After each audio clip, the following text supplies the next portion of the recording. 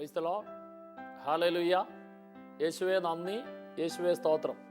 പ്രിയപ്പെട്ടവരെ, യോഹന്നാന്റെ സുവിശേഷം 21-ാം അധ്യായം 1 മുതൽ 14 വരെയുള്ള വചനങ്ങൾ നമ്മൾ വായിക്കുമ്പോൾ നമ്മൾ കാണുന്നത് തിബേരിയസ് കടൽ തീരത്ത് യേശു ശിഷ്യന്മാർക്ക് വേണ്ടി 3-ാം പ്രാവശ്യവും പ്രത്യക്ഷപ്പെടുന്ന കാര്യമാണ്. 14-ാമത്തെ വചനത്തിൽ ഇങ്ങനെ പറയുന്നു, യേശു 3-ാം പ്രാവശ്യമാണ് ഉത്ഥാനം ചെയ്തതിന് ശേഷം അവിടെ മുമ്പിൽ പ്രത്യക്ഷപ്പെടുന്നത്. പ്രിയപ്പെട്ടവരെ, യേശു എന്തിനാണ് 3-ാം പ്രാവശ്യം ശിഷ്യന്മാരുടെ മുമ്പിൽ പ്രത്യക്ഷപ്പെട്ടത്? അതിന് പ്രത്യേകമായൊരു കാര്യമുണ്ട്. 1-ാം പ്രാവശ്യം യേശു പ്രത്യക്ഷപ്പെട്ടിട്ട് യേശുവിൻ്റെ ശിഷ്യന്മാരിൽ 10 പേർക്കും പരിശുദ്ധാത്മാവിനെ കൊടുത്തു. 2-ാം പ്രാവശ്യം യേശു പ്രത്യക്ഷപ്പെട്ടിട്ട് ആദ്യത്തെ പ്രാവശ്യം ഇല്ലാതിരുന്ന തോമസിനും യേശു 2-ാം പ്രാവശ്യവും പരിശുദ്ധാത്മാവിനെ കൊടുത്തു. അപ്പോൾ യേശുവിൻ്റെ ശിഷ്യന്മാരിൽ 11 പേരും പരിശുദ്ധാത്മാവിനെ സ്വീകരിച്ചു. എന്തിനാണ് കർത്താവ് ഒരു വ്യക്തിക്ക് പരിശുദ്ധാത്മാവിനെ കൊടുക്കുന്നത്? യേശു ഒരു വ്യക്തിക്ക് പരിശുദ്ധാത്മാവിനെ കൊടുക്കുന്നത് പണിയെടുക്കാൻ വേണ്ടിയിട്ടാണ്. അപ്പോൾ ഈ 11 ശിഷ്യന്മാർക്കും യേശു പരിശുദ്ധാത്മാവിനെ കൊടുത്തിട്ട് അവര് പരിശുദ്ധാത്മാവിനാൽ നിറഞ്ഞ് പണിയെടുത്തില്ല. അവർ ചെയ്ത പണി പഴയ പണിയാണ്. എന്ന് പറഞ്ഞാൽ പരിശുദ്ധാത്മാവിനെ കിട്ടിയിട്ട് പഴയ പണിക്ക് പോയി കഴിഞ്ഞാൽ ആ പഴയ പണി ഒരിക്കലും ഗതി പിടിക്കാൻ പോകുന്നില്ല. പ്രിയപ്പെട്ടവരെ, അതുകൊണ്ടാണ് നമ്മൾ യോഹന്നാന്റെ സുവിശേഷം 21-ാം അധ്യായം ആ വചനം 1 മുതൽ വായിച്ചു വരുമ്പോൾ യേശുവിൻ്റെ 11 ശിഷ്യന്മാരിൽ പ്രമുഖനായ പത്രോസ് പറഞ്ഞു, ഞാൻ മീൻ പിടിക്കാൻ പോവുകയാണ് എന്ന് പത്രോസ് പറഞ്ഞപ്പോൾ തോമസും പറഞ്ഞു, സബദിപുത്രന്മാരും പറഞ്ഞു, വേറെ 2 പേരും പറഞ്ഞു. എന്ന് പറഞ്ഞാൽ എണ്ണം നോക്കുമ്പം ഏതാണ്ട് 6 പേരും പറഞ്ഞ പത്രോസിന്റെ കൂടെ വേറെ 5 പേരും കൂടെ പോകാൻ കാരണമായി തീർന്നു. 11-ൽ 6 എന്ന് പറയുമ്പോൾ ഭൂരിപക്ഷമായി. പരിശുദ്ധാത്മാവിനെ കിട്ടിയ ശിഷ്യന്മാര് പഴയ പണിക്ക് പോയി. എന്നിട്ടോ മീൻപിടുത്തത്തിൽ വളരെ പ്രഗത്ഭനായിട്ടുള്ള പത്രോസും കൂട്ടുകാരും ഈ കടലിൽ എവിടെയൊക്കെയാണ് മീൻ ഉള്ളത് എന്ന് കൃത്യമായിട്ട് അറിയാവുന്ന പത്രോസും കൂട്ടരും ആ രാത്രി മുഴുവനും അധ്വാനിച്ചിട്ടും അവർക്കൊന്നും കിട്ടിയില്ല. അപ്പോൾ യേശു 3-ാം പ്രാവശ്യം പ്രത്യക്ഷപ്പെടാൻ കാരണം പരിശുദ്ധാത്മാവിനെ കിട്ടിയ അവര് യേശു ആഗ്രഹിച്ച പണിയെടുക്കാതെ പഴയ പണിയിലേക്ക് പോയപ്പോൾ ആ പഴയ പണിയിൽ നിന്നും തിരിച്ചു കൊണ്ടുവരാൻ വേണ്ടിയിട്ടാണ് കർത്താവ് അവിടെ അടുക്കിലേക്ക് ചെന്നത്. എന്നിട്ട് യേശു പറഞ്ഞു കൊടുത്തു, നിങ്ങൾ പഴയ പണി, ഉപേക്ഷിച്ച പണി അത് ചെയ്താൽ നിങ്ങൾക്ക് കിട്ടുകയില്ല. എന്ത് ചെയ്തു?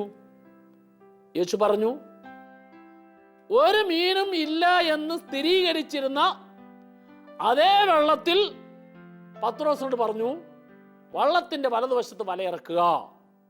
യേശു പറഞ്ഞതുപോലെ ചെയ്തു. വല കീറുവോളം അവർക്ക് മത്സ്യത്തെ കിട്ടി. അപ്പോൾ കൂടെ ഉണ്ടായിരുന്നവർ എന്ന് പറഞ്ഞാൽ അത്ഭുതകരമായ ഈ മീൻപിടുത്തത്തെ കണ്ട പത്രോസിന്റെ കൂടെ ഉണ്ടായിരുന്ന ശിഷ്യന്മാർ, സഹപ്രവർത്തകർ പറഞ്ഞു, യോഹന്നാന്റെ സുവിശേഷം 21-ാം അധ്യായം 7-ാം തിരുവചനം, അത് കർത്താവാണ് എന്ന് കേട്ട ഉടനെ പത്രോസ് കർത്താവിന്റെ അടുക്കിലേക്ക് എടുത്തു ചാടി.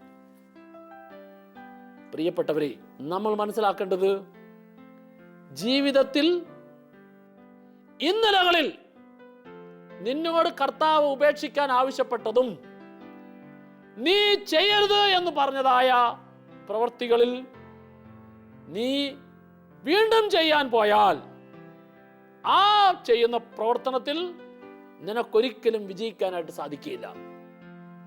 പരിശുദ്ധാത്മാവിനെ സ്വീകരിക്കുന്ന വ്യക്തി ആത്മാവിനാൽ നിറഞ്ഞ് കർത്താവിന് വേണ്ടി പണിയെടുക്കുമ്പോൾ, പരിശുദ്ധാത്മാവിനാൽ നിറഞ്ഞ് കർത്താവിന് വേണ്ടി പണിയെടുക്കുന്ന ഓരോ വ്യക്തിക്കും ഈ ഭൂമിയിൽ ദൈവരാജ്യം പടുത്തുയർത്താനായിട്ട് കർത്താവിനോട് ചേർന്ന് പ്രവർത്തിക്കുന്ന വ്യക്തികളാണ്. നമ്മൾ മനസ്സിലാക്കൂ, യോഹന്നാന്റെ സുവിശേഷം 4-ാം അധ്യായം 1 മുതൽ വചനങ്ങളിൽ സിക്കാർ പട്ടണത്തിലെ യാക്കോബിന്റെ കിണറ്റിൻകരയിൽ ഈശോ കാത്തിരിക്കുന്ന ഒരു സ്ത്രീക്ക് വേണ്ടി, ആ സ്ത്രീയുടെ പ്രത്യേകത, ആ സ്ത്രീയെക്കുറിച്ച് ആ നാട്ടിൽ അറിയാവുന്നവർ മുഴുവൻ പറഞ്ഞു, ഈ സ്ത്രീ ഒരു കാലത്ത് നന്നായി അലന്നു. ആ സമരിയാക്കാർ സ്ത്രീക്ക് വേണ്ടി യേശു ആ കിണറ്റിൻകരയിൽ കാത്തിരുന്നു.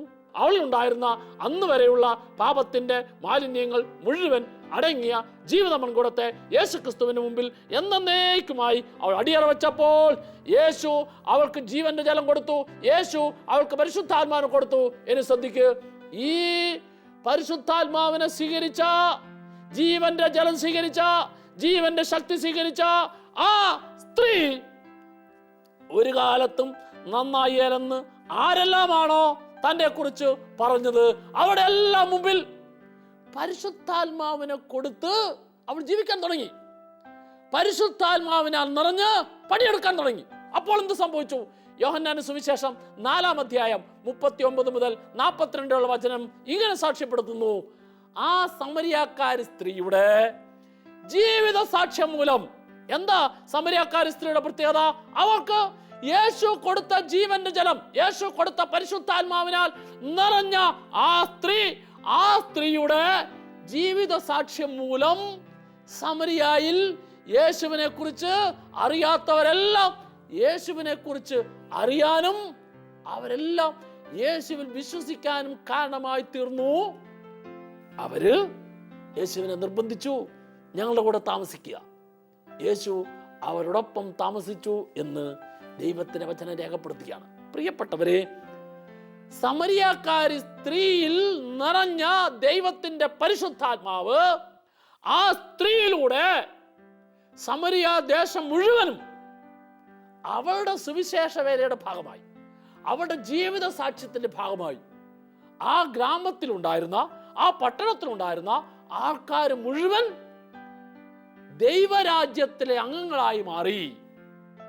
അപ്പോൾ ഞാനും നിങ്ങളും മനസ്സിലാക്കേണ്ട സത്യം, ദൈവത്തിന്റെ പരിശുദ്ധാത്മാവിനെ സ്വീകരിക്കുന്ന ഓരോ വ്യക്തിയും പണിയെടുക്കാൻ തയ്യാറാകണം. എന്തിനുള്ള പണി?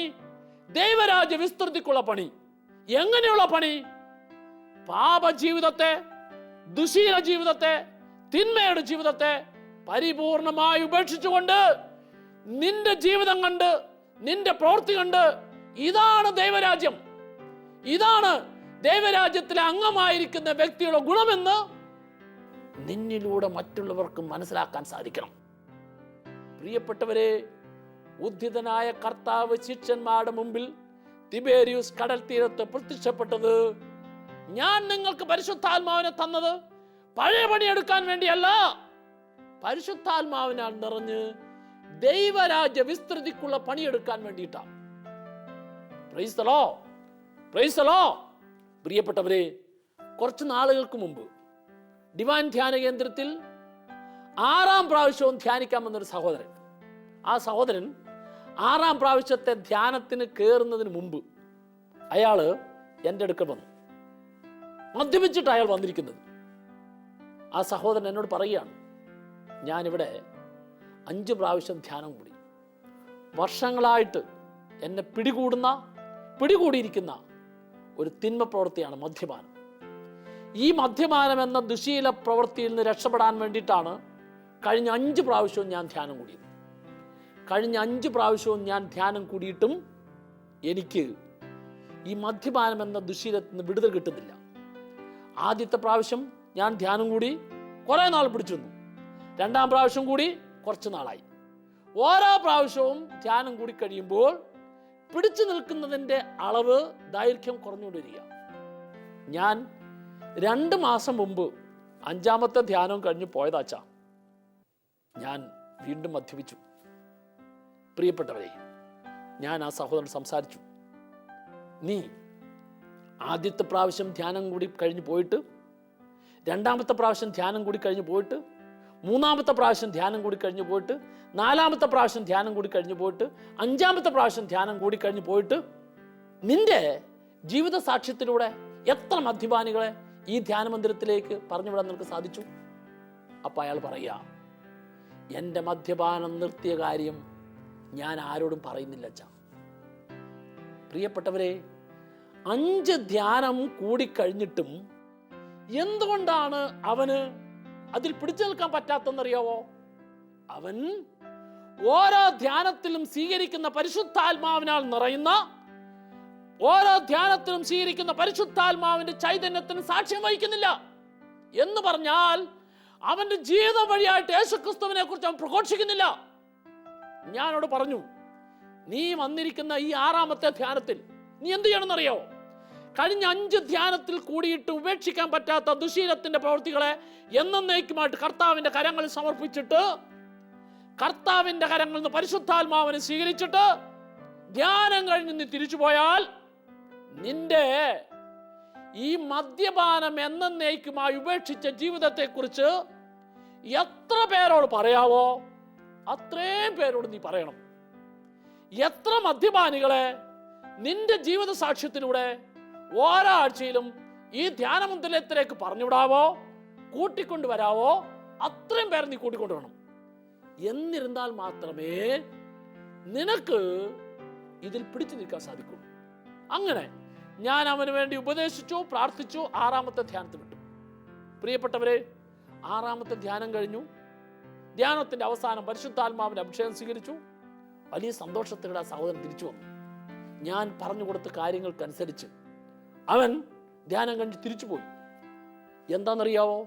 തിരിച്ചുപോയ അവൻ തൻ്റെ ജോലി മേഖലയിൽ തൻ്റെ അയൽവക്കത്തുള്ളവരോട്, എനിക്ക് വർഷങ്ങളായിട്ട് എന്നെ അടിമപ്പെടുത്തിയിരുന്ന മദ്യപാനം എന്ന ദുശീലത്തിൽ നിന്ന് പൂർണ്ണമായിട്ടും രക്ഷപ്രാപിക്കാൻ സാധിച്ചത് യേശുക്രിസ്തു നൽകിയ കൃപയാണ്. അതിനാൽ എന്നെ പോലെ നിങ്ങളും യേശുക്രിസ്തുവിന്റെ കൃപയിലും ചൈതന്യത്തിലും വിശ്വസിച്ചാൽ, അതിന് തയ്യാറായാൽ നിങ്ങൾക്ക് രക്ഷപ്രാപിക്കാൻ സാധിക്കും. പ്രിയപ്പെട്ടവരെ, ദുശീലത്തെ പരിപൂർണമായി ഉപേക്ഷിച്ച ഈ സഹോദരൻ ദുശീല സ്വഭാവമുള്ള അനേകരോട് പറയാൻ തുടങ്ങി. തൻ്റെ അയൽവക്കത്തുള്ളവരോട് പറയാൻ തുടങ്ങി. താൻ പ്രവർത്തിക്കുന്ന പ്രവർത്തന മേഖലകളിൽ പറയാൻ തുടങ്ങി. യേശു നൽകിയ ചൈതന്യത്തെക്കുറിച്ച്, യേശു നൽകിയ ശക്തിയെക്കുറിച്ച്, യേശു അവനിൽ നിറച്ച പരിശുദ്ധാത്മാവിനെ കുറിച്ച് തൻ്റെ ജീവിതത്തിലൂടെ അനേകരുടെ മുമ്പിൽ സാക്ഷ്യപ്പെടുത്തിയപ്പോൾ, അവൻ പണിയെടുക്കാൻ തയ്യാറായപ്പോൾ എന്ത് ചെയ്യുന്നറിയാവോ? അവന്റെ ജീവിത സാക്ഷ്യത്തിലൂടെ ഡിവൈൻ ധ്യാന കേന്ദ്രത്തിലേക്ക് ഓരോ ആഴ്ചയിലും അവനാൽ കഴിയുന്ന വിധത്തിൽ മദ്യപാനികളെ കൊണ്ടുവരാൻ തുടങ്ങി, മദ്യപാനികളെ പറഞ്ഞയക്കാൻ തുടങ്ങി. ഇങ്ങനെ ഈ മദ്യപാന സ്വഭാവമുള്ള വ്യക്തികൾ ഡിവൈനിൽ വന്ന് ധ്യാനം കൂടി അതിനെ ഉപേക്ഷിച്ച് തിരിച്ചു ചെല്ലുമ്പോൾ എന്ത് ചെയ്യുന്നറിയാവോ? മദ്യപാനം ഉപേക്ഷിച്ച വ്യക്തികളുടെ കൂട്ടായ്മ അവൻ ആരംഭിച്ചു. അവന്റെ നേതൃത്വത്തിൽ അനേകർ കൂടാൻ തുടങ്ങി. അങ്ങനെ അവനായിരിക്കുന്ന ഇടവകയിലും ജോലി ചെയ്യുന്ന സ്ഥലത്തും അവൻ അറിയാവുന്ന സ്ഥലങ്ങളിലെല്ലാം ഈ കൂട്ടായ്മ കൂടുതൽ കൂടുതൽ വർദ്ധിപ്പിക്കാനിടയായി. പ്രിയപ്പെട്ടവരെ, കഴിഞ്ഞ 5-6 വർഷത്തിനുള്ളിൽ ഈ ഒരു വ്യക്തിയിലൂടെ അനേകം മദ്യപാന സ്വഭാവങ്ങളെ രക്ഷിക്കുവാനും, അങ്ങനെ ഇപ്പോൾ ഏതാണ്ട് 100-300ഓളം പേരുടെ മദ്യപാനം, പുകവലി, ദുശീല പ്രവൃത്തി ഉപേക്ഷിച്ച വ്യക്തികളുടെ വലിയൊരു കൂട്ടായ്മ തന്നെ ഇന്ന് പ്രവർത്തിച്ചുകൊണ്ടിരിക്കുന്നു.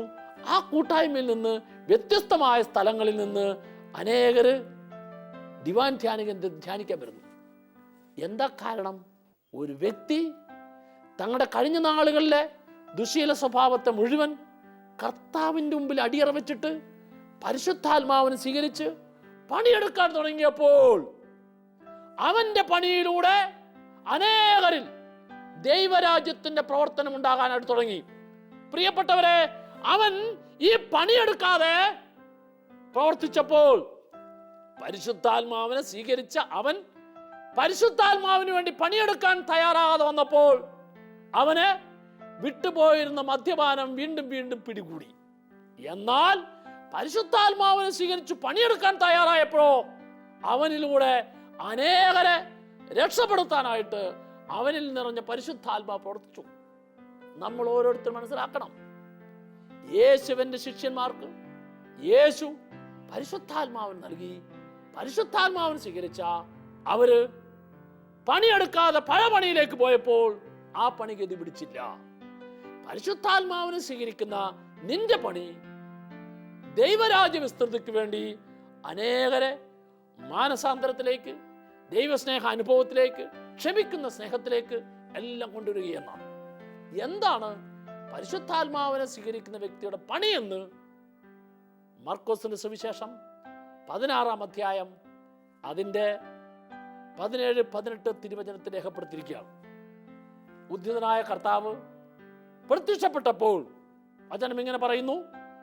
മർക്കോസിന്റെ സുവിശേഷം 16-ാം അധ്യായം 14-ാം തിരുവചനം. തന്നെ വിശ്വസിക്കാത്തത് മൂലം അവരുടെ വിശ്വാസരാഹിത്യത്തെയും ഹൃദയ കാഠിന്യത്തെയും യേശു കുറ്റപ്പെടുത്തി. അപ്പോൾ ഉദ്ധിതനായ കർത്താവിൽ യഥാർത്ഥമായ വിശ്വാസ ചൈതന്യം നിറഞ്ഞ് ആ നിറവിൽ ജീവിക്കാൻ തയ്യാറാകുമ്പോഴാണ് പരിശുദ്ധാത്മാവിനെ കിട്ടുക. ഈ പരിശുദ്ധാത്മാവിനെ കിട്ടിയാലേ പണിയെടുക്കാൻ സാധിക്കുള്ളൂ. പരിശുദ്ധാത്മാവിനെ ലഭിക്കുന്ന ഓരോ വ്യക്തിയും ചെയ്യേണ്ട പണി എന്താണ്? ആ പണിയെക്കുറിച്ചാണ് മർക്കോസിന്റെ സുവിശേഷം 16-ാം അധ്യായം 17-18 തിരുവചനത്തിൽ പറയുന്നത്. അവർ എന്റെ നാമത്തിൽ പിശാചുക്കളെ ബഹിഷ്കരിക്കും. പരിശുദ്ധാത്മാവിനെ സ്വീകരിക്കുന്ന ഓരോ വ്യക്തിയും ചെയ്യേണ്ട ഒന്നാമത്തെ പണി യേശുക്രിസ്തുവിന്റെ നാമത്തിൽ സാത്താനെ ബന്ധിക്കുക, തിന്മയുടെ ശക്തിയെ പുറത്താക്കുക എന്നുള്ളതാണ്. എന്ന് പറയുമ്പോൾ പാപത്തിന്, ദുശീലത്തിന്, തിന്മയ്ക്ക് അടിമപ്പെട്ട് കഴിയുന്ന ഓരോ വ്യക്തിയെയും അങ്ങനെയുള്ള അടിമത്തത്തിൽ നിന്ന്, ഇത്തരത്തിലുള്ള പിശാചിന്റെ പ്രവൃത്തികളിൽ നിന്ന് അവരെ ഓരോരുത്തരെയും രക്ഷപ്പെടുത്താൻ തക്ക വിധത്തിൽ യേശുവിന്റെ നാമത്തിന്റെ ശക്തി അവർക്ക് പറഞ്ഞു കൊടുക്കണം. അപ്പസ്തോല പ്രവർത്തനം 4-ാം അധ്യായം 12-ാം തിരുവചനം. ആകാശത്തിന് കീഴിൽ മനുഷ്യരുടെയിൽ രക്ഷയ്ക്കായി യേശുക്രിസ്തുവിന്റെ നാമമല്ലാതെ വേറൊരു നാമവും നൽകപ്പെട്ടിട്ടില്ല. അപ്പോൾ പരിശുദ്ധാത്മാവിനെ സ്വീകരിക്കുന്ന ഞാൻ ചെയ്യേണ്ട ഒന്നാമത്തെ പണി ഈ യേശുവിന്റെ നാമത്തിന്റെ ശക്തി ഓരോ വ്യക്തിക്കും മനസ്സിലാക്കി കൊടുക്കുക. തിന്മയിൽ, ദുശീലത്തിൽ, പാപത്തിൽ ആയിരിക്കുന്ന ഓരോ വ്യക്തിക്കും അതിൻ്റെ ബന്ധനത്തിൽ നിന്ന് വിടുതൽ പ്രാപിക്കാൻ തക്ക വിധത്തിൽ ഞാൻ അവരെ ഓരോരുത്തരെയും യേശുക്രിസ്തുവിന്റെ നാമത്തിന്റെ കീഴിലേക്ക് കൊണ്ടുവരണം എന്ന് പറഞ്ഞാൽ, പ്രിയപ്പെട്ടവരെ, ഒരു വ്യക്തി ഏതെങ്കിലും ധ്യാന കേന്ദ്രത്തിൽ വന്ന് ധ്യാനം കൂടി വചനം കേട്ട് യേശുവിന്റെ ആത്മാവിനാൽ നിറഞ്ഞാൽ ആ നിറയുന്ന വ്യക്തി എന്ത് ചെയ്യണം? എനിക്ക് സൗഖ്യം കിട്ടി, എനിക്ക് സന്തോഷം കിട്ടി, എനിക്ക് സമാധാനം കിട്ടി എന്ന് കരുതി ആ സൗഖ്യത്തിലും സമാധാനത്തിലും സന്തോഷത്തിലും അയാളും അയാളുടെ കുടുംബവും മാത്രം നിന്നാൽ പോരാ. പിന്നെയോ ഇപ്രകാരം പരിശുദ്ധാത്മാവിനെ ലഭിക്കുന്ന ഓരോ വ്യക്തിയും, ധ്യാനത്തിൽ കൂടുന്ന ഓരോ വ്യക്തിയും, വചനം കേൾക്കുന്ന ഓരോ വ്യക്തിയും എത്ര വ്യക്തികളോട് ഈ ദൈവത്തിന്റെ വചനത്തെ കുറിച്ച് പറയാവോ അത്രയും വ്യക്തികളോട് പറയണം. മനസ്സിലാക്കുക, ടെലിവിഷനിലൂടെ ദൈവത്തിന്റെ വചനം കേൾക്കുന്ന ഓരോ വ്യക്തിയും ആ വ്യക്തി മാത്രം ടെലിവിഷനിലൂടെ വചനം കേട്ടാൽ പോരാ, അല്ലെങ്കിൽ ടെലിവിഷനിലൂടെ ശുശ്രൂഷയെ കണ്ട് മനസ്സിലാക്കി അതിന്റെ ആനന്ദം അനുഭവിച്ചാൽ പോരാ. പിന്നെയോ ടെലിവിഷനിലൂടെ ദൈവത്തിന്റെ വചനം കാണുകയും കേൾക്കുകയും ചെയ്യുന്ന ഓരോ വ്യക്തികളും തനിക്ക് ആ വചന ശുശ്രൂഷയിലൂടെ ലഭിക്കുന്ന ദൈവാനുഗ്രഹത്തെ എത്ര വ്യക്തികളോട് ഫോൺ വിളിച്ചോ മറ്റു മാധ്യമങ്ങളിലൂടെയോ പറയാൻ സാധിക്കുന്നോ അത്രയും വ്യക്തികളെ പറഞ്ഞ് അവരെ കൂടി ഞാൻ കാണുന്നത് പോലെ, ഞാൻ കേൾക്കുന്നത് പോലെ ടെലിവിഷനിലൂടെ ശുശ്രൂഷ അനേകർക്ക് കാണുന്നതിനും കേൾക്കുന്നതിനും വേണ്ടി ഞാൻ പണിയെടുക്കണം. ഇങ്ങനെ പണിയെടുക്കുന്നതാണ് പരിശുദ്ധാത്മാവിന് വേണ്ടിയുള്ള പണി എന്ന് പറയുന്നത്. ഇങ്ങനെ പണിയെടുക്കുന്നതാണ് ദൈവരാജ്യ വിസ്തൃതിക്ക് വേണ്ടിയുള്ള ശുശ്രൂഷ എന്ന് പറയുന്നത്. പ്രിയപ്പെട്ടവരെ, ഞാനിപ്പോൾ ദൈവത്തിന്റെ വചനത്തെ പ്രസംഗിക്കുന്നത് പോലെ തന്നെ ഇത് കേൾക്കുന്ന ഓരോ വ്യക്തിയും ആ കേൾക്കുന്ന വചനത്തിന്റെ പ്രസംഗകരായി മാറണം. ആ കേൾക്കുന്ന വചനത്തെ മറ്റുള്ളവർക്ക് കൊടുക്കുന്ന ശുശ്രൂഷകരായി മാറണം. എന്നിലൂടെ മറ്റനേകർക്ക് ദൈവത്തിന്റെ ഈ വചനം കൊടുക്കാൻ, സ്വീകരിക്കാൻ തക്ക വിധത്തിലുള്ള പണി ഞാൻ എടുക്കുക എന്നുള്ളതാണ് പരിശുദ്ധാത്മാവിന് വേണ്ടി പണിയെടുക്കുമ്പോൾ ഞാൻ ചെയ്യേണ്ടത്? ഇന്ന് നമ്മൾ മനസ്സിലാക്കേണ്ടത്, ആത്മീയ ശുശ്രൂഷകൾ ഉൾക്കൊള്ളുന്ന അല്ലെങ്കിൽ ദൈവത്തിൻ്റെ വചനം ഭവനങ്ങളിലേക്ക് എത്തുന്ന ആത്മീയത നിറഞ്ഞ ടെലിവിഷൻ ചാനലുകൾ, ഈ ടെലിവിഷൻ ചാനലുകൾ കാണാതെ ലോകത്തിൻ്റെതായ സുഖവും അല്ലെങ്കിൽ മറ്റ് ടെലിവിഷൻ ചാനലുകൾ കാണുന്ന ആൾക്കാർ, അങ്ങനെ കാണുന്ന ആൾക്കാരോട് ഈ ആത്മീയ നിറവുള്ള വചന ശുശ്രൂഷ കാണുന്ന ഞാൻ മറ്റുള്ളവരോട് പറഞ്ഞ് അവരെ കൂടി ഇത് കാണിക്കാൻ തക്ക വിധത്തിൽ, അവർക്ക് കൂടി ഇതിൻ്റെ സന്തോഷവും ആസ്വാദതയും അനുഭവിക്കാൻ തക്ക വിധത്തിൽ ഞാൻ പ്രവർത്തിക്കുമ്പോൾ, യേശു പറഞ്ഞ ആ വചനം, എൻ്റെ നാമത്തിൽ പിശാചുക്കളെ ബഹിഷ്കരിക്കും. പ്രിയപ്പെട്ടവരെ, ഇന്ന് ടെലിവിഷനിലൂടെ ഒത്തിരിയേറെ തിന്മയുടെ ശക്തികൾ, ലോകസുഖത്തിൻ്റെ ശക്തികൾ നമ്മുടെ കുടുംബങ്ങളിലേക്കും മക്കളിലേക്കെല്ലാം ചെല്ലുകയാണ്. അങ്ങനെ അത്തരത്തിലുള്ള ടെലിവിഷൻ ചാനലിലൂടെ ചെല്ലുന്നതായ കാര്യങ്ങളിൽ നമ്മൾ ആത്മീയത കടത്തിക്കൊണ്ടു പോകുവാൻ, ആത്മീയതയുടെ നിറമുണ്ടാക്കുവാൻ നമ്മൾ ഓരോരുത്തരും പ്രവർത്തിക്കണം. അതിന് എവിടെയെല്ലാമാണോ തിന്മയുടെ ശക്തിയുടെ പ്രവർത്തനമുള്ളത്, ഈ തിന്മയുടെ ശക്തിയുടെ പ്രവർത്തനമുള്ള സ്ഥലങ്ങളിലേക്കെല്ലാം ആത്മാവിൻ്റെ ശക്തിയുടെ പ്രവർത്തനം ഉണ്ടാക്കാൻ തക്ക വിധത്തിൽ നീ പണിയെടുക്കണം. അങ്ങനെ നീ പണിയെടുക്കുമ്പോൾ നിന്നിലൂടെ യേശുവിൻ്റെ നാമത്തിൻ്റെ ശക്തി വ്യക്തികളിലേക്കും കുടുംബങ്ങളിലേക്കും എല്ലാം കടന്നു ചെല്ലാനും അവരിൽ നിന്നെല്ലാം തിന്മയുടെ ശക്തി വിട്ടുപോകാനും കാരണമായിത്തീരുന്നു. Praise the Lord, praise the Lord. പ്രിയപ്പെട്ടവരെ, പരിശുദ്ധാത്മാവിനെ സ്വീകരിക്കുന്ന വ്യക്തികൾ ചെയ്യേണ്ട രണ്ടാമത്തെ പണിയാണ്, വചനം ഇങ്ങനെ പറയുന്നു, അവർ പുതിയ ഭാഷകൾ സംസാരിക്കും. പുതിയ ഭാഷകൾ എന്ന് പറയുമ്പോൾ, ഇന്നലെ വരെ വിദ്വേഷത്തിൻ്റെ, വെറുപ്പിൻ്റെ, വൈരാഗ്യത്തിൻ്റെ, ലോകപ്രവർത്തികളുടെ വാക്കുകൾ പറഞ്ഞ വ്യക്തികൾ വചനം കേൾക്കുമ്പോൾ, ധ്യാനത്തിൽ കൂടി യേശുവിനെ അറിയുമ്പോൾ, പരിശുദ്ധാത്മാവിനെ സ്വീകരിക്കുമ്പോൾ, പിന്നെ ഈ പരിശുദ്ധാത്മാവിനെ സ്വീകരിക്കുന്ന വ്യക്തിയുടെ അധരത്തിലൂടെ സ്നേഹത്തിൻ്റെ ഭാഷ, പുതിയ ഭാഷകൾ സംസാരിക്കും എന്ന് ദൈവത്തിൻ്റെ വചനം പറയുമ്പോൾ അതിൻ്റെ അർത്ഥം അവൻ്റെ നാവുകളെപ്പോഴും സ്നേഹത്തിൻ്റെ ഭാഷ, നന്മയുടെ ഭാഷ, കരുണയുടെ ഭാഷ, ക്ഷമയുടെ ഭാഷ, ഔദാര്യത്തിൻ്റെ ഭാഷ, വിട്ടുവീഴ്ചയുടെ ഭാഷ, ഇതെല്ലാം ഒരു വ്യക്തിയിൽ നിന്നും ഉണ്ടാകണമെങ്കിൽ ആ വ്യക്തിയിൽ പരിശുദ്ധാത്മാവ് നിറയുമ്പോഴാണ്. പരിശുദ്ധാത്മാവ് നിറയുമ്പോൾ സംസാരിക്കുന്ന പുതിയ ഭാഷ അത് സ്നേഹത്തിൻ്റെയും നന്മയുടെയും വിശുദ്ധിയുടെയും കരുണയുടെയും ഔദാര്യത്തിൻ്റെയും ഭാഷയായിരിക്കും.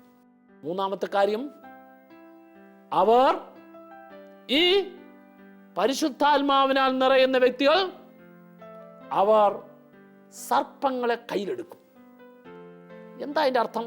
സർപ്പത്തെ പിശാചിന്റെ പ്രതീകമായി നമുക്ക് കാണാം, അല്ലെങ്കിൽ ഉപദ്രവിക്കുന്നതിൻ്റെ പ്രതീകമായിട്ട് നമുക്ക് കാണാം. എന്നെ ഇന്നലെ വരെ ഉപദ്രവിച്ചുകൊണ്ടിരുന്ന വ്യക്തിയും സാഹചര്യങ്ങളും കാര്യങ്ങളും ഏതെല്ലാമാണോ അവരിലേക്കല്ല, എന്നെ ഉപദ്രവിക്കുന്നവരെ എനിക്ക് അനുകൂലമാക്കി മാറ്റാൻ തക്ക വിധത്തിൽ എന്നിൽ നിറഞ്ഞ പരിശുദ്ധാത്മാവ് പ്രവർത്തിക്കുന്നു.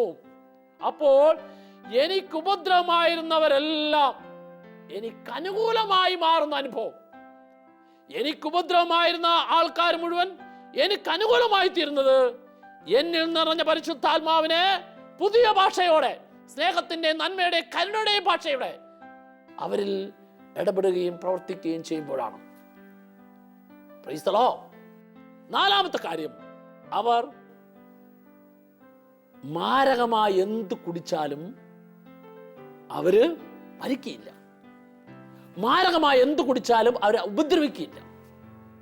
വിഷം കുടിച്ചാൽ മരിക്കുകയില്ലെന്നല്ല അർത്ഥം, മറിച്ച് ഒരു വ്യക്തിയുടെ ജീവിതത്തിൽ ഏതെല്ലാം വിധത്തിലുള്ള തിന്മയുടെ പ്രവർത്തനം ഉണ്ടായാലും, ഏതെല്ലാം വിധത്തിലുള്ള എതിർപ്പിൻ്റെ പ്രവർത്തികൾ ഉണ്ടായാലും, പരിശുദ്ധാത്മാവിനാൽ നിറഞ്ഞ വ്യക്തിക്ക് അതൊന്നും ഏൽക്കുകയില്ലെന്ന അർത്ഥം. അപ്പോൾ അതുകൊണ്ടുണ്ടല്ലോ ചിലെല്ലാം പറയുന്നത് കേട്ടിട്ടുണ്ട്, എന്താണെന്ന് വെച്ച് കഴിഞ്ഞാൽ എനിക്കെതിരെ കൂടോത്രം ചെയ്തു, എനിക്കെതിരെ മന്ത്രവാദം ചെയ്തു, എനിക്കെതിരെ കൈവശം ചെയ്തു. പ്രിയപ്പെട്ടവരെ, മനസ്സിലാക്കണം, സത്യദൈവത്തിൽ വിശ്വസിച്ച് പരിശുദ്ധാത്മാവിനാൽ നിറഞ്ഞ് ജീവിക്കുന്ന ഓരോ വ്യക്തിക്കും ഈ ലോകത്തിലെ ഏതെല്ലാം വിധത്തിലുള്ള മന്ത്രവാദമോ കൂടോത്രോ ക്ഷുദ്രവിദ്യയോ കൈവിഷോ എന്തെല്ലാം കൊടുത്താലും അതൊന്നും യേശുയേലെന്ന് മനസ്സിലാക്കണം. എന്താണെന്നറിയാവോ? ഞാൻ നിന്റെ കൂടെയുണ്ട്. ദൈവം തന്ന ഈ ബോധ്യത്തിലും ഉറപ്പിലും വിശ്വസിച്ച് ജീവിക്കുന്ന ഒരു വ്യക്തിയെ ഈ ലോകത്തിന്റെ ഏതെല്ലാം തിന്മയുടെ ശക്തിക്കും തോൽപ്പിക്കാനായിട്ട് സാധിക്കുകയില്ല എന്ന് മനസ്സിലാക്കണം. ഈ ഉറപ്പുള്ളവന് ഈ ലോകത്തിൻ്റെതായ ഏതെല്ലാം പ്രവൃത്തികൾ എതിരായി വന്നാലും അതിൻ്റെ മേലെല്ലാം വിജയം വരിക്കാനായിട്ട് സാധിക്കും എന്ന ദൈവിക ബോധ്യം കർത്താവ് വചനത്തിലൂടെ പറഞ്ഞിരുന്നു. അഞ്ചാമത്തെ കാര്യം, അവർ രോഗികളുടെ മേൽ കൈകൾ വയ്ക്കും, അവർ സൗഖ്യം പ്രാപിക്കും. പരിശുദ്ധാത്മാവിനാൽ നിറഞ്ഞ് ജീവിക്കുന്ന ഒരു വ്യക്തിക്ക്, ഓർക്കുക, 3 മേഖലയിൽ രോഗം. പാപം ആത്മാവിൽ വരുത്തുന്ന രോഗം എന്ന് പറഞ്ഞാൽ പാപത്തിനും ദുശീലത്തിനും തിന്മയ്ക്കും അടിമപ്പെട്ട് കഴിയുന്ന ഓരോ വ്യക്തികളെയും ഒരു വ്യക്തിയിൽ നിറഞ്ഞ ആത്മാവിന്റെ ചൈതന്യം കൊണ്ട് മാനസാന്തരത്തിലേക്ക് നയിക്കാൻ സാധിക്കുന്ന. അപ്പോൾ നിന്റെ അയൽവക്കത്ത് ഒരു മദ്യപാനി ഉണ്ടെങ്കിൽ, നിന്റെ അയൽവക്കത്ത് പാപത്തിലും ദുശീലത്തിലും പ്രവർത്തിക്കുന്ന വ്യക്തി ഉണ്ടെങ്കിൽ, നീ എന്ത് ചെയ്യണം? നിന്നിൽ നിറഞ്ഞ ആത്മാവിന്റെ ശക്തി കൊണ്ട് അയാളെ, ആ കുടുംബത്തെ നിന്നാൽ കഴിയുന്ന വിധത്തിൽ ധ്യാനത്തിലേക്കോ കൗൺസിലിംഗിലേക്കോ അതുപോലെ തന്നെ മറ്റ് ആത്മീയത നിറയുന്ന ശുശ്രൂഷയിലേക്കോ കൊണ്ടുവരാൻ നീ തയ്യാറാവുമ്പോൾ നീ അതിനുവേണ്ടി പ്രവർത്തിക്കുന്ന വഴിയായിട്ട് അവനിലുള്ള ആത്മാവിന്റെ മേഖലയിലെ രോഗത്തെ സുഖപ്പെടുത്താൻ. ഓർക്കുക, മനസ്സിന്റെ മേഖല രോഗം, കുറ്റപ്പെടുത്തൽ, കളിയാക്കൽ, ഈ വാക്കുകൾ മൂലം മനസ്സിൽ മുറിവേറ്റ് കഴിയുന്ന അനേകം വ്യക്തികൾ, ഈ മനസ്സിൽ മുറിവേറ്റ് രോഗികളായി കഴിയുന്ന അനേകരെ ഓരോ ധ്യാന കേന്ദ്രത്തിലേക്ക് കൊണ്ടുവരുമ്പോൾ അല്ലെങ്കിൽ വചന ശുശ്രൂഷയിലേക്ക് കൊണ്ടുവരുമ്പോൾ ഓർക്കുക, ഈ വചന ശുശ്രൂഷ വഴി യേശുക്രിസ്തു ആ വ്യക്തിയുടെ മനസ്സിനേറ്റ മുറിവുകളെ സുഖപ്പെടുത്തുന്നു. അങ്ങനെ ആ വ്യക്തിക്ക് ആന്തരിക സൗഖ്യം ലഭിക്കാൻ കാരണം ആ വ്യക്തിയെ ദൈവ ശുശ്രൂഷയിലേക്ക്, വചന ശുശ്രൂഷയിലേക്ക് കൊണ്ടുപോകുന്നതാണ്. ഇങ്ങനെ വചന ശുശ്രൂഷയിലേക്ക് ആ വ്യക്തിയെ കൊണ്ടുവരണമെങ്കിൽ കൊണ്ടുവരാൻ ഞാൻ പ്രവർത്തിക്കണം. ഓർക്കുക, മൂന്നാമത്തെ മേഖല ശരീരത്തിന്റെ മേഖലയില്ല, ശാരീരികമായ രോഗം. പ്രിയപ്പെട്ടവരെ, ഡിവൈൻ ധ്യാന കേന്ദ്രത്തിലും മറ്റനേകം ധ്യാന കേന്ദ്രങ്ങളും ഓരോ ധ്യാനത്തിലും എത്രയോ ശാരീരികമായ രോഗികൾ സുഖപ്പെടുന്നു. ഓർക്കുക, ഈ ടെലിവിഷനിലൂടെ ദൈവത്തിന്റെ വചനം കേട്ടുകൊണ്ടിരിക്കുമ്പോൾ തന്നെ ശാരീരികമായ രോഗത്താൽ വേദനിച്ച് കഴിയുന്ന വ്യക്തികൾ, കിടപ്പ് രോഗികളായിട്ടുള്ളവർക്ക്, അങ്ങനെയുള്ളവർക്ക് യേശു ഈ ടെലിവിഷനിലൂടെ വചന ശുശ്രൂഷ കേൾക്കുന്ന സമയത്ത് സൗഖ്യം നൽകുന്നു. എന്താ കാരണം? ദൈവത്തിന്റെ വചനം ഏത് വഴികളിലൂടെ വന്നാലും അത് മനസ്സിന്റെ മുറിവുകൾക്ക്, ശരീരത്തിലെ രോഗങ്ങൾക്ക്, മനസ്സിന്റെ ദുഃഖങ്ങൾക്ക് ഇതെല്ലാം സൗഖ്യം നൽകുന്നു. യേശുക്രിസ്തുവിന്റെ വചനം ഓരോ രോഗിക്കും സൗഖ്യം നൽകുന്ന വചനമാണ്. പ്രിയപ്പെട്ടവരെ, അതിനുവേണ്ടി ഞാനും നിങ്ങളും പ്രവർത്തിച്ചെങ്കിലേ, പരിശുദ്ധാത്മാവെന്ന് പറഞ്ഞ് പണിയെടുത്തെങ്കിൽ മാത്രമേ അവരിലേക്കെല്ലാം കർത്താവിൻ്റെ കരമായി, സുഖപ്പെടുത്തുന്ന കരമായി, ആശ്വസിപ്പിക്കുന്ന കരമായി, സാന്ത്വനം നൽകുന്ന കരമായി മാറാൻ സാധിക്കുള്ളൂ. അതിനാൽ നമുക്ക് ഓരോരുത്തർക്കും തീരുമാനമെടുക്കാം. എനിക്ക് ദൈവം കൂദാശകളിൽ, വിശുദ്ധ കുർബാനയിൽ, ജപമാല ചൊല്ലി പ്രാർത്ഥിക്കുമ്പോൾ, കുടുംബാംഗങ്ങളും ഒന്നിച്ചിരുന്ന് കൂട്ടായ്മയിൽ പ്രാർത്ഥിക്കുമ്പോൾ അവിടെ എല്ലാം എനിക്ക് പരിശുദ്ധാത്മാവ് ലഭിക്കുന്നുണ്ട്, ആത്മാവിൻ്റെ ശക്തി ലഭിക്കുന്നുണ്ട്. ഈ ആത്മാവിൻ്റെ ശക്തി ലഭിക്കുന്ന ഞാൻ ഓരോ ദിവസവും കർത്താവിന് വേണ്ടി പണിയെടുക്കാൻ തയ്യാറാകണം. കർത്താവിന് വേണ്ടി പണിയെടുക്കാൻ തയ്യാറാകുമ്പോഴാണ് എന്നിൽ നിറഞ്ഞ പരിശുദ്ധാത്മാവ് അനേകരിൽ സൗഖ്യത്തിൻ്റെയും സന്തോഷത്തിൻ്റെയും മാനസാന്തരത്തിൻ്റെയും ഫലം നൽകുക. കർത്താവെ, അങ്ങനെ എന്നിലൂടെ അനേകർക്ക് ഈ ദൈവിക നന്മയുടെ ഫലം നൽകാൻ തക്ക വിധത്തിൽ അവിടുന്ന് എന്നിൽ പ്രവർത്തിക്കണമേ എന്ന് നമുക്ക് കർത്താവിനോട് പ്രാർത്ഥിക്കാം.